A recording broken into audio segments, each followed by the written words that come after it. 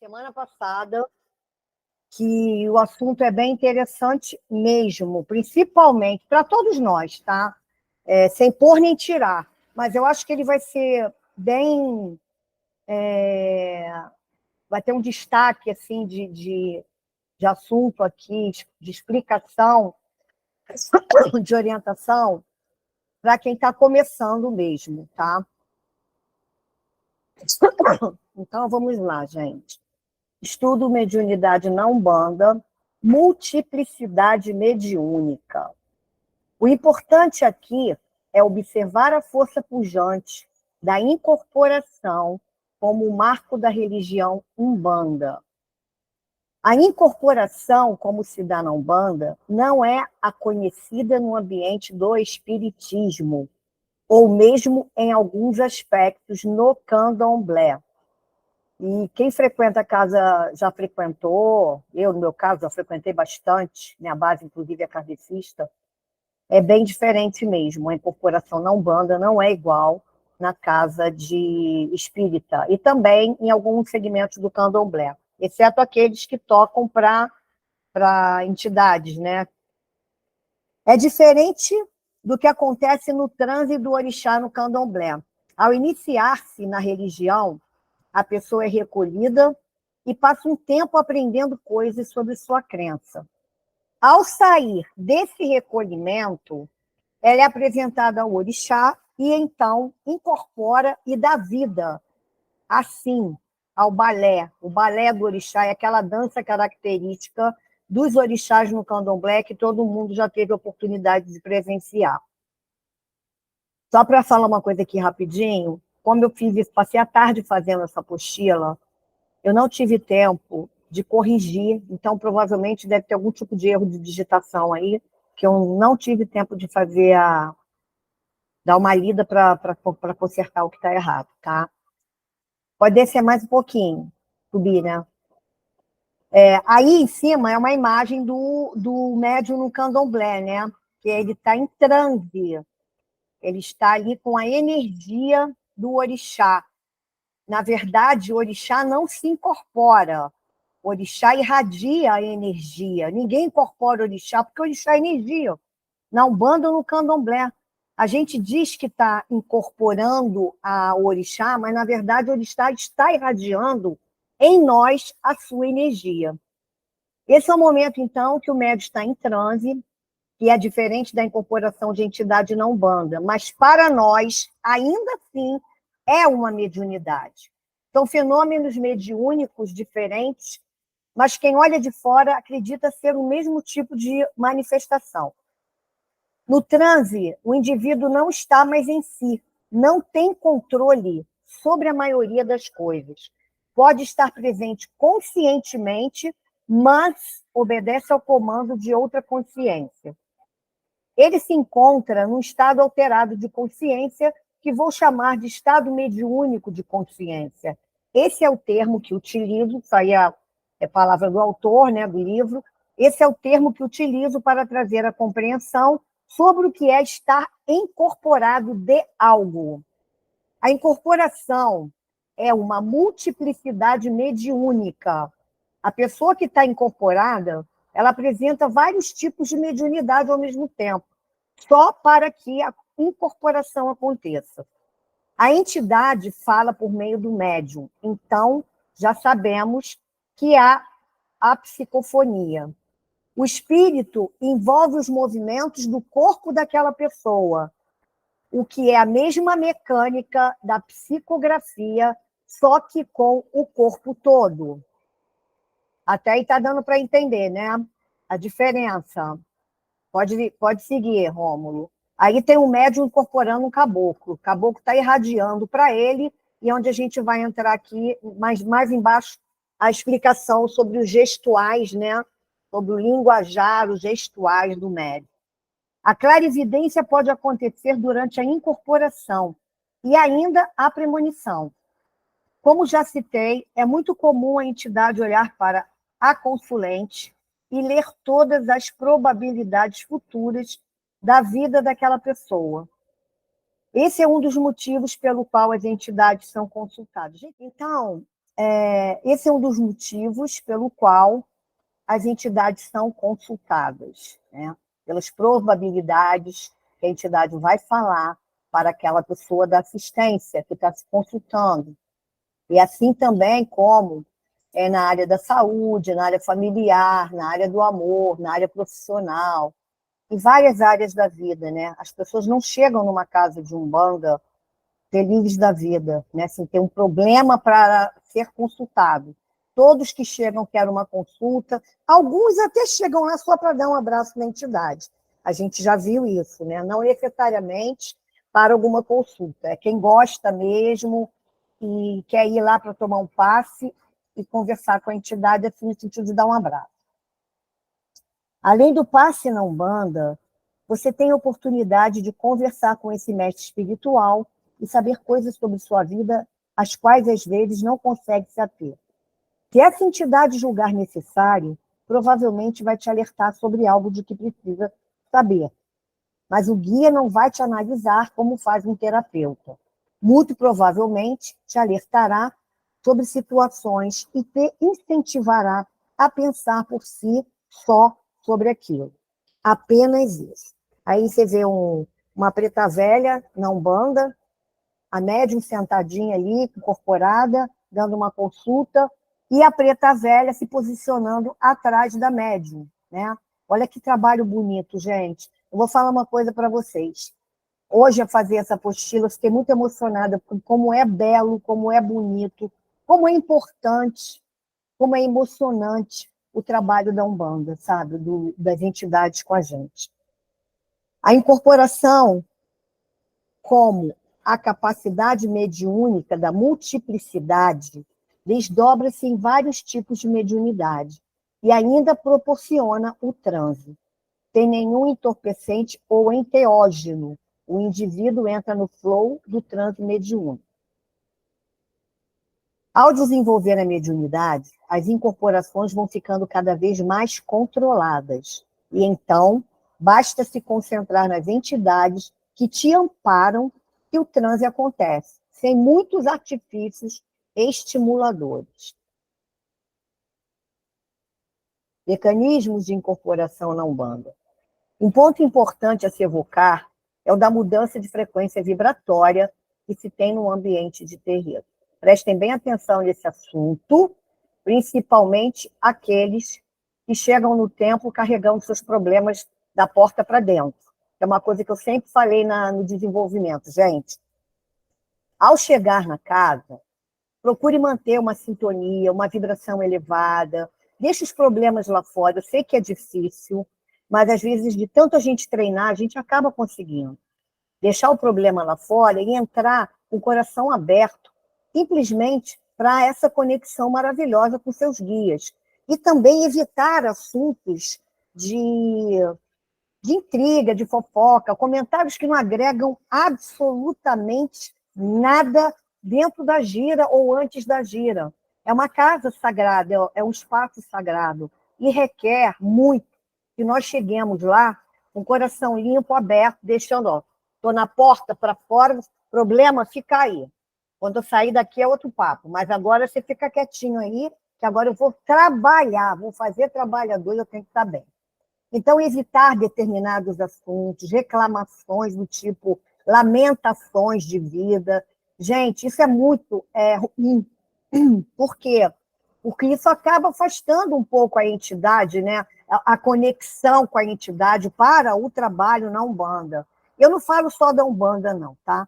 Eu estou falando também da casa de ciganos, né? Da Tsara, porque a gente também trabalha lá com incorporação e atendimento ao público. Então, principalmente para quem está chegando, os médiuns cambones e também os médiuns que também já estão um pouquinho mais evoluídos no desenvolvimento, entender a importância de não ficar alimentando pensamentos negativos, de raiva, de mágoa, de tristeza, de comparação, né? De menos-valia, entende? Isso daí é um balde de água fria para a entidade que está ali esperando para se aproximar. Então, vamos lá, sigamos. Absolutamente tudo influencia na aura energética do templo. Aqui eu não estou falando do médium, eu estou falando que tudo ali influencia na aura energética do templo. Porque o templo não tem uma pessoa, são várias pessoas, são várias cabeças pensantes diferentes. Então, tem uns que estão mais voltados ali para a espiritualidade, de fato, e tem outros que estão ali para fazer outras coisas, né? Bater papo. Gente, isso tudo é um preparo e a maturidade também. Um dia a gente chega lá. Mas é bom esses assuntos serem comentados para vocês pensarem. Quando vocês forem para o terreiro, não necessariamente no meu, qualquer um que vocês forem. Amanhã eu saí da casa lá da Blanca, saí da Tuace. Vou para outra casa. É a mesma coisa. É um espaço sagrado que tem que respeitar. Respeitar quem? A casa, o ambiente físico? Não. Respeitar aquelas entidades egrégoras que já estão ali disponíveis nos dias de gira e de desenvolvimento, agora é só desenvolvimento, né, por enquanto, mas estão ali naquele dia para abraçar cada um dos médiuns, né, para se conectar, para dar um pouco deles, para o médium compreender um pouco deles, da energia deles. Então, é muito importante entrar em qualquer templo que se trabalhe com o coração aberto, disposto a aprender, disposto a doar, porque quem vai com egoísmo só olhando para o próprio umbigo, ou simplesmente está lá porque quer resolver o seu problema, gente, isso daí dá umas rachaduras nessa aura energética do templo. E a gente tem que ficar prestando atenção nisso, porque isso pode, em algum momento, reverberar em situações que tragam algumas dificuldades ao grupo e até mesmo à casa em si. O som dos atabaques, as palmas, a defumação, as velas, quando não há nada disso, ao menos a reza é possível notar. Essas são formas de se utilizar ou ajustar cargas emocionais e psíquicas que o indivíduo carrega e entrar em conexão com o que é o propósito naquele momento. Muitas vezes, chegamos no terreiro carregados de preocupações, pensamentos que nos sobrepõem e milhares de coisas que nos impedem, durante a rotina, de entrar em conexão com uma consciência superior. Ou seja, muitas vezes chegamos no terreiro pesados, carregados, com os problemas na cabeça, como o que eu falei aí em cima, né? De deixar ali para fora. Depois que sair ali para fora, é você e o problema, mas ali dentro são vocês e as entidades. Então, é importante que, ao entrar, é um lugar que vocês vão se conectar, é um lugar de conexão espiritual, coisa que rotineiramente não se consegue fazer diariamente na sua casa, ou estar no seu trabalho se conectando com a sua entidade. É claro, gente, que algumas exceções, você chega lá, fulano, meu pai, minha vovó, meu moço, minha moça, minha pombagira, minha cigana, me ajuda aqui nessa situação. Entende? Mas não é diferente. Vocês ali não estão com energia de trabalhar a espiritualidade, estão ali pedindo, né? Ou agradecendo, mas é uma coisa que na rotina,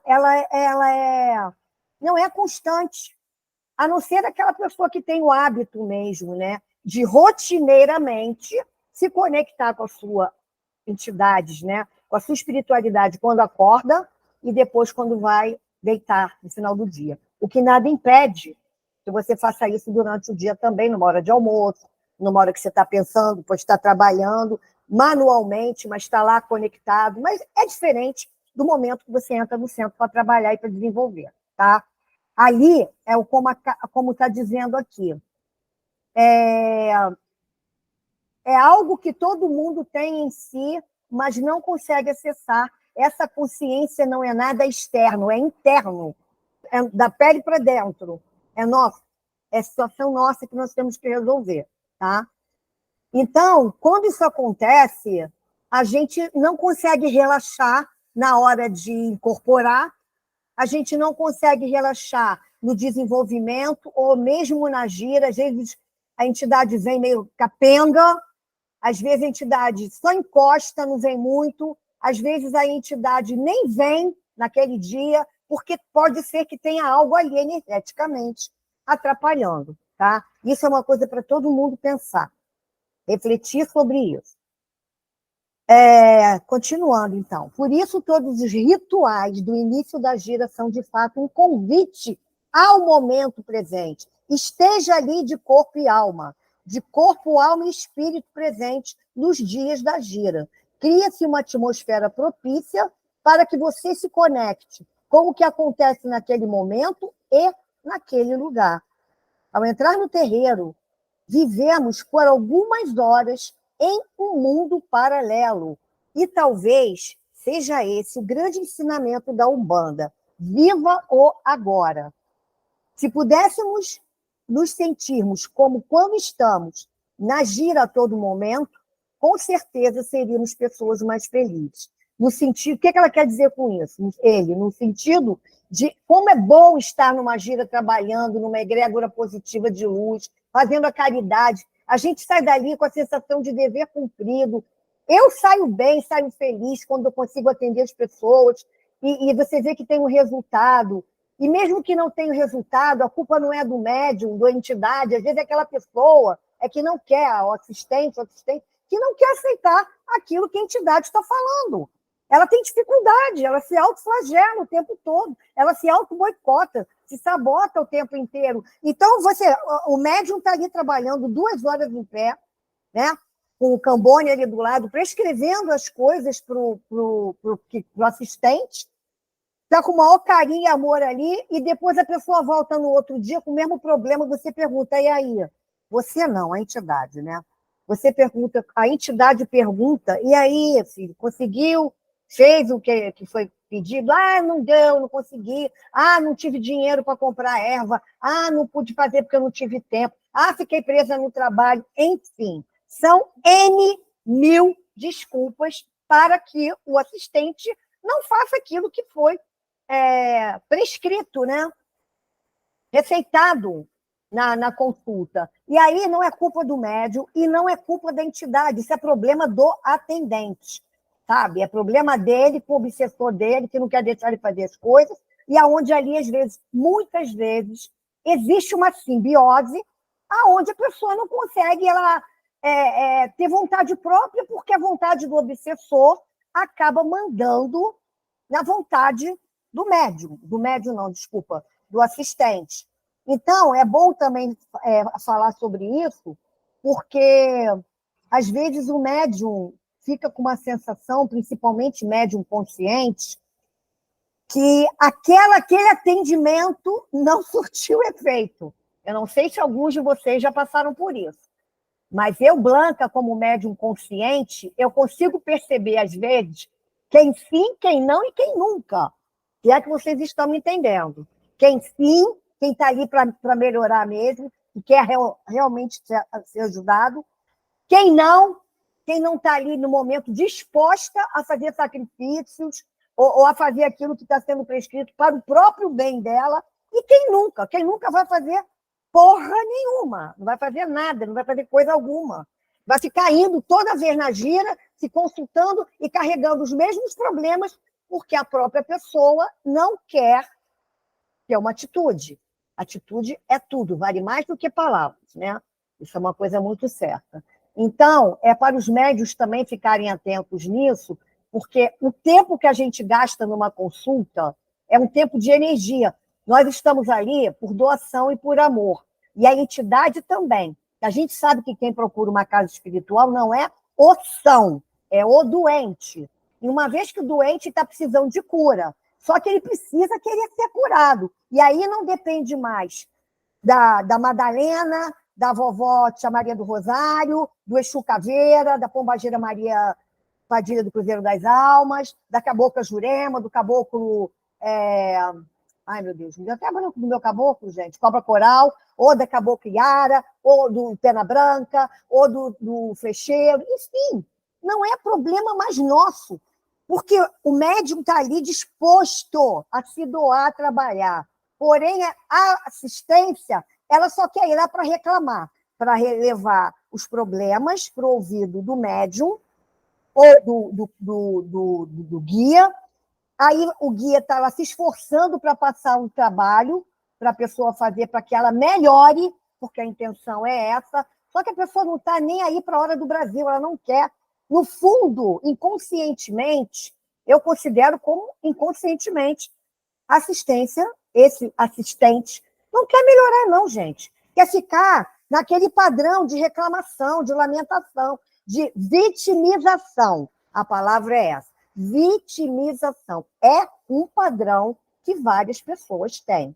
Então, isso também é importante, porque na hora que vai se dar a consulta, o médium preparado e com a sua firmeza, com a sua entidade, ele vai perceber se aquele consulente ali, ele realmente quer ser ajudado ou se ele está de mimimi na frente da entidade. Se ele está ali para testar a entidade, se ele está ali e vai por ir, sabe? Vai por ir, aí vai para reclamar, vai para se fazer de vítima, vai para ver o que a entidade tem para falar. Aí sai dali para fora, é tudo como Dante no quartel de Abrantes. Continua tudo igual.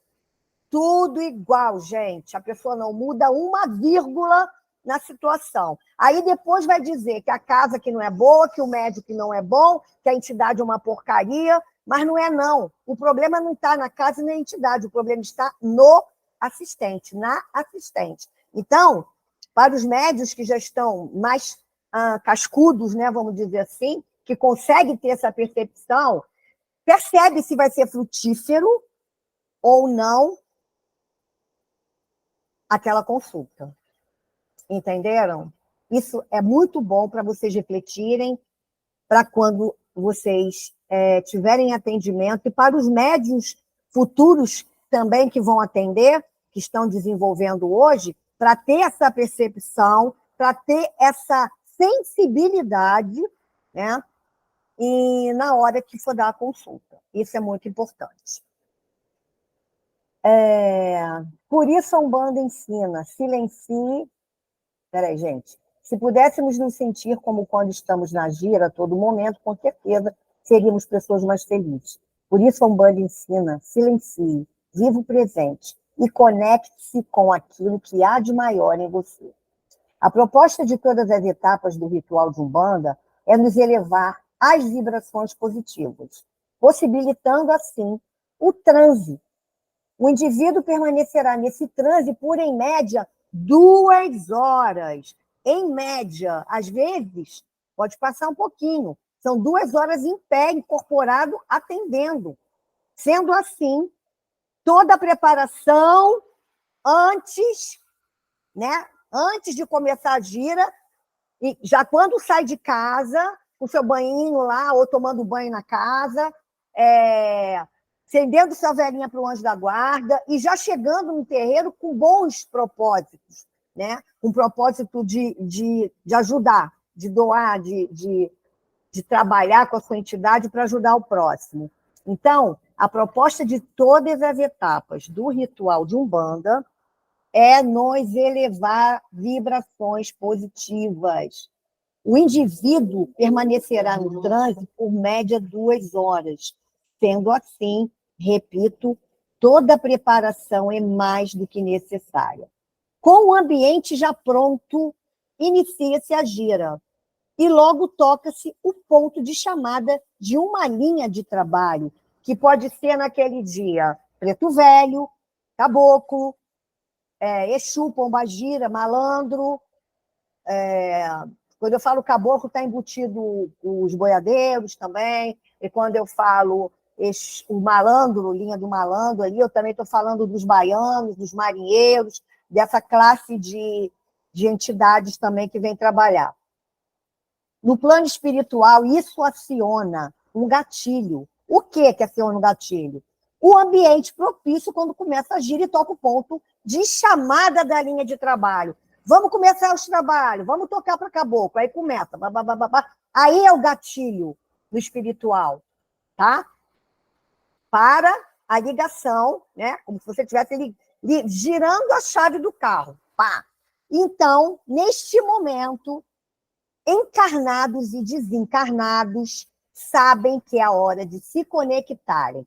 Eu estou falando de desencarnados porque as entidades são desencarnados. Eu não estou falando de Egum, no sentido quiumba, né, de obsessor. Aí tem uma fotinha que eu botei para ilustrar de uma gira. Olha quantos médiuns tem nessa gira. E aí, começando a gira, com o pessoal aí da Curimba tocando, já para começar o gatilho, aonde cada entidade já vai começar a ligar sua chavezinha com o seu médium. Em seguida, a entidade começa a adentrar o campo magnético do médium. Esse processo faz com que a pessoa sinta alguns sintomas no corpo físico. Zoei, pomba.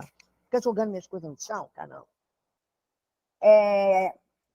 Tipo o quê? A sua sensibilidade é totalmente tomada por essa presença e, por esse motivo, surgem sensações como taquicardia, arrepios e vibrações no corpo.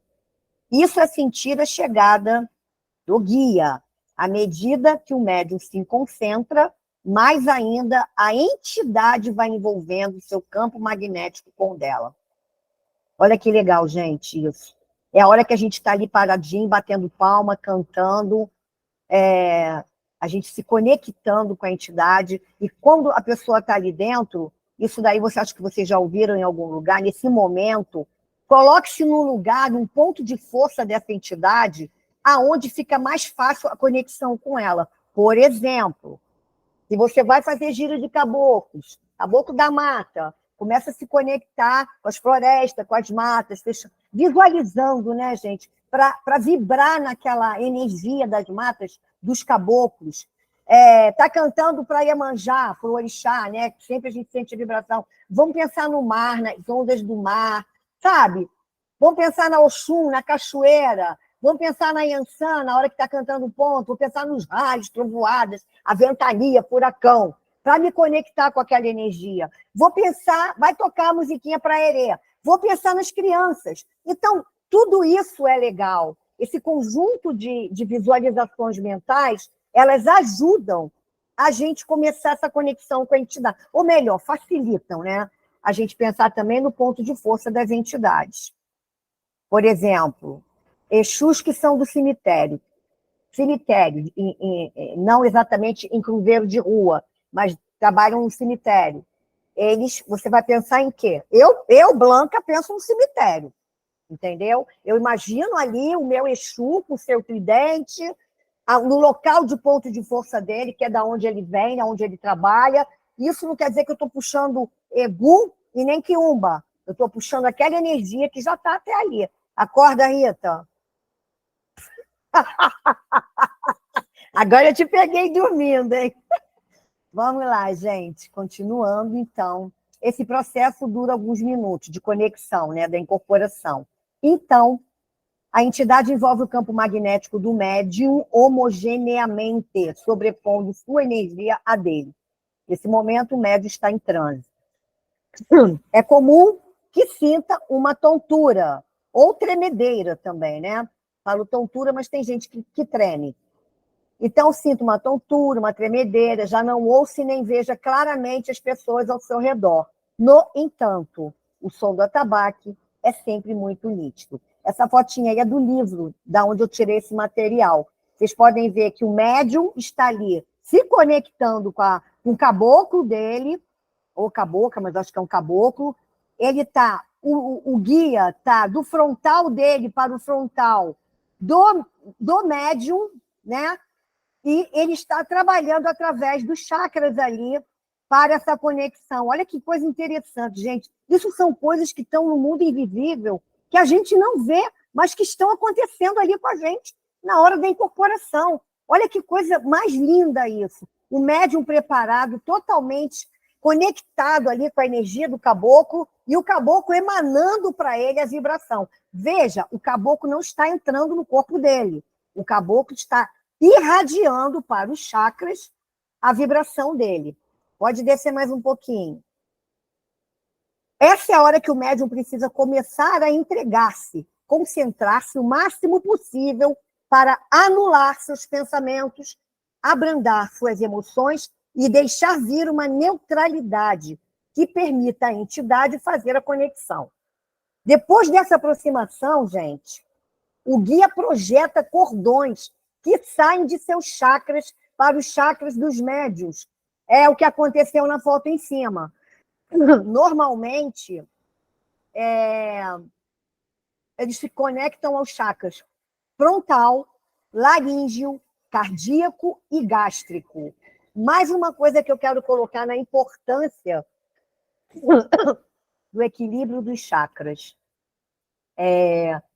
Se o médium, no dia da gira ou do desenvolvimento, ele vai trabalhar ali dirigindo para o frontal, laríngeo, cardíaco e gástrico, ele está trabalhando, ele está emanando a energia dele, é muito importante que nessa hora a gente realmente esteja conectada com ele, para que não haja ali uma destrambelhada nos chakras do médium, né? Para que a gente consiga equilibrar e harmonizar para poder receber as vibrações, né, do que o médium quer, o guia quer que a gente faça. Esses cordões são que diferem a incorporação de Umbanda de qualquer outro transe mediúnico. Na maioria das vezes, ocorre um solavanco ao incorporar. E logo em seguida, a entidade começa a manifestar gestos e sons arquetípicos. O que são gestos e sons arquetípicos?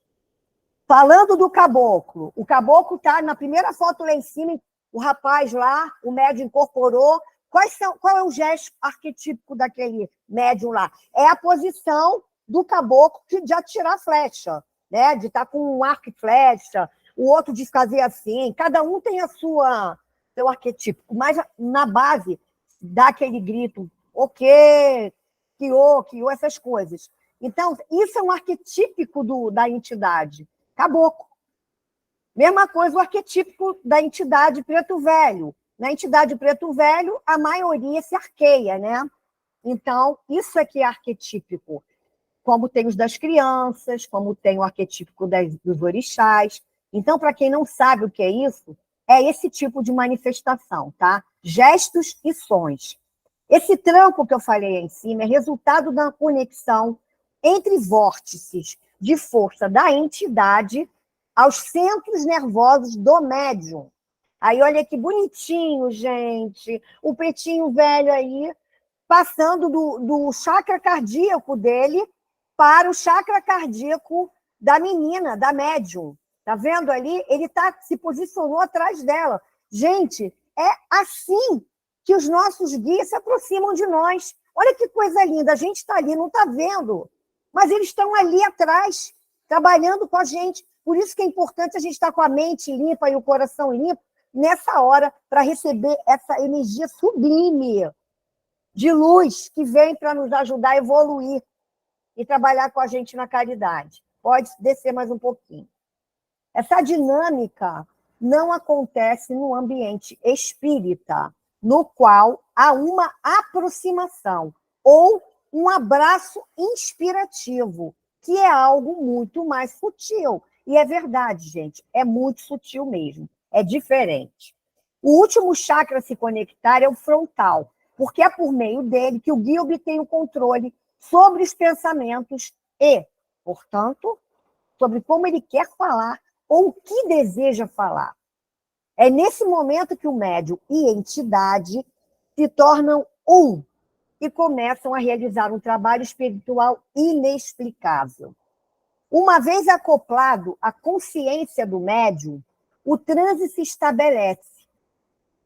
Uma vez acoplado à consciência do médium, prestem atenção, o transe se estabelece, o indivíduo reproduz o que a entidade está intencionando. Por isso não há possessão. Seu espírito continua em você, porém se une a outra presença, que é a presença do seu guia. É uma experiência que temos a corporeidade da mística do terreiro. Médium e entidade se fazem um. E o resultado deste cruzo é uma terceira persona. Mas espera aí, Blanca, o que é uma terceira persona? A expressão bonitinha para esse fenômeno, terceira persona, foi explicado por pai Fernando Guimarães. Foi usado, né? Expressão mais bonitinha para esse fenômeno do cruzo. Foi usada por pai Fernando Guimarães, que é o fundador do terreiro do Pai Maneco, em Curitiba, no Paraná. Ele dizia que o ato de incorporar é como café com leite. Nessa mistura, não tem mais o café e nem o leite em sua pureza. O resultado é uma outra bebida também genuína. Vocês conseguiram entender isso? Ficou claro? Essa questão do café com leite? A nossa entidade, ela se junta conosco e daí nós formamos um terceiro ser, que não é nem o guia que está falando e não é você. É uma outra persona que vai falar ali, mas que está interligado entre você e não é uma terceiro espírito, gente, tá? Pelo amor de Deus. É um outro espírito que está entrando ali? Não. É você e o seu médico que juntos formam uma terceira persona, que é aquela que está dando a consulta, tá? Isso ficou claro para todo mundo? Gente, responde aí. Sim. Sim. Sim. Às vezes eu acho que não tem ninguém assistindo aula. A gente está quietinho, mas a gente está assistindo. Então tá. Então vamos continuar. Lucas, daqui a pouco eu te dou não estou dormindo, não. Tá. Lucas, daqui a pouco eu te dou a palavra, tá? Você levantou a mão aí? Ok. Tá, daqui a pouco eu te dou a palavra. O médium incorporado começa a desenvolver consciência da identidade das entidades através do movimento, dos gestos, do sotaque, do timbre de voz, dos elementos que manipulam, dos apetrechos e paramentos, etc.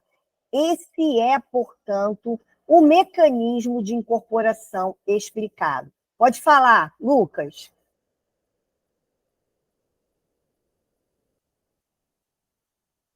Lucas, está dormindo? Lucas! Seu fone seu áudio ficou sem som, por isso que eu não ouvi. Eu acho que você dormiu, hein, Lucas? Tá me Lucas? ouvindo? Também acho. Fala aí, Lucas, qual é a pergunta? Não, era só para ver realmente se é isso mesmo que eu pensei quando você falou da terceira persona, né? Se tem a ver também com o animismo natural da gente, né? Que todo médium tem. Sim. Por isso que se torna essa terceira persona. Isso.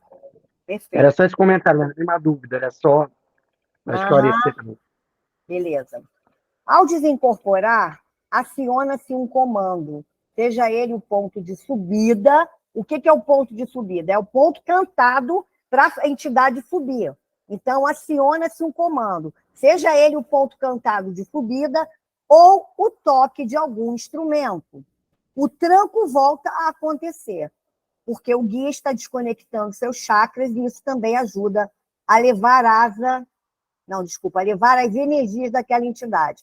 Deixa eu falar uma coisa aqui. Nem todo mundo tem tranco. Eu tinha tranco quando eu comecei. Hoje eu não tenho mais tranco. Só uma vez ou outra que a entidade vem de um jeito que me balança mais, me deixa mais tonta para voltar para o meu corpo. Quer dizer, voltar, eu não sair do corpo, mas para tomar a minha consciência, a minha identidade ali. Então, às vezes acontece, mas não é sempre. Normalmente, a minha entidade chega tranquila e vai tranquila. Mas, às vezes, ela dá um tranquinho, sim, tá? Então, blá, blá, blá. Então, o tranco volta a acontecer porque o guia está desconectando seus chakras e isso também ajuda a levar as energias daquela entidade, que, embora seja muito positiva, ainda é estranha à nossa estrutura, né? E a energia daquela entidade é daquela entidade, não é a sua. O médium, nesse momento, está reenergizado. Independentemente do trabalho, o normal é que esse indivíduo esteja se sentindo bem. No máximo, é acometido de um cansaço físico por fazer muitos movimentos no decorrer da gira. Mas, ainda assim, sente-se emocionalmente psicologicamente e energeticamente muito bem. É como se estivesse pronto para enfrentar tudo que está fora do ambiente de terreiro novamente. O guia fez seu trabalho e então recolhe-se e volta para a realidade de onde saiu.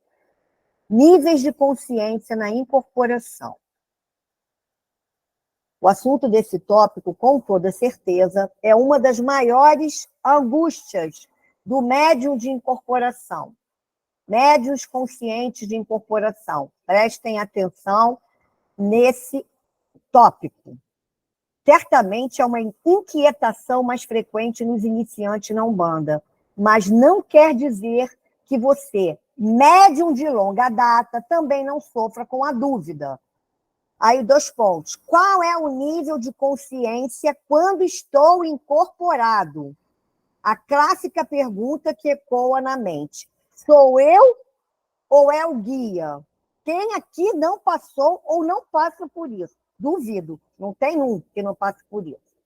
Refiro-me a essas características das fases do médium como níveis de consciência na incorporação, porque vivemos tais experiências assim como crianças na escola. A grande parte dos médiuns é consciente, ou seja, sabe de tudo que acontece ao seu redor. No início, essa consciência ainda é mais perceptível. Por isso é possível que a pessoa não consiga nem mesmo abrir os olhos, pois qualquer mínima distração rompe as conexões com o guia. Pode voltar aí um pouquinho só, que eu quero falar sobre isso, que é muito interessante essa coisa de não conseguir abrir os olhos. No meu início de desenvolvimento, eu não abri os olhos, porque eu tinha exatamente uma sensação de que se eu abrisse os olhos, eu ia me distrair e me desconectar dos meus guias. Eu tinha isso comigo. Então, eu sempre incorporava e ficava com meus olhos fechados. Eu não abria os olhos, não abria. Nem com preto velho, nem com Exu, nem com caboclo, nem com nada. Eu não abria meus olhos, eu ficava com os olhos fechados. Por conta exatamente disso, de não ter qualquer distração. O que pretendo explicar é que, independentemente do nível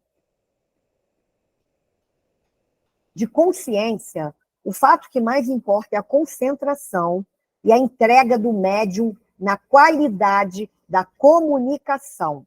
O nível de consciência do médium está diretamente ligado a essa concentração e o seu mergulho no processo. A partir do momento que há a incorporação, independentemente do nível em que ela esteja, o que mais importa é que está acontecendo o estado alterado de consciência. Entendemos com isso que o médium já age e pensa junto de outra mente. E por isso já não está mais sozinho.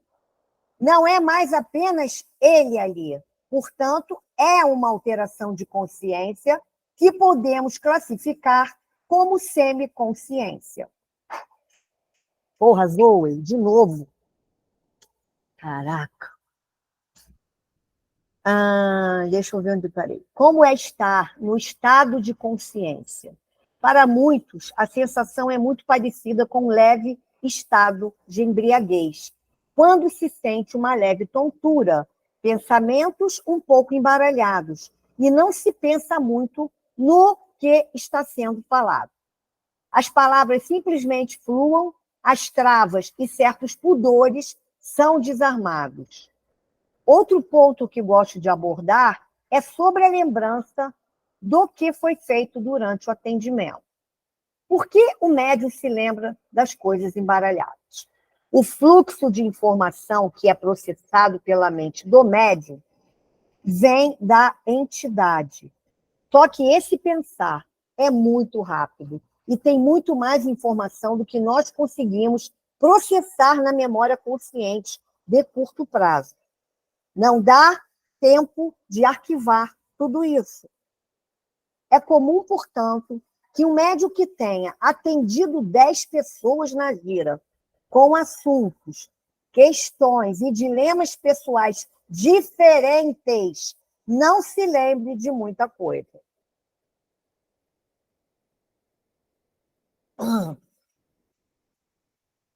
Não é preciso que se preocupe em absorver tudo isso.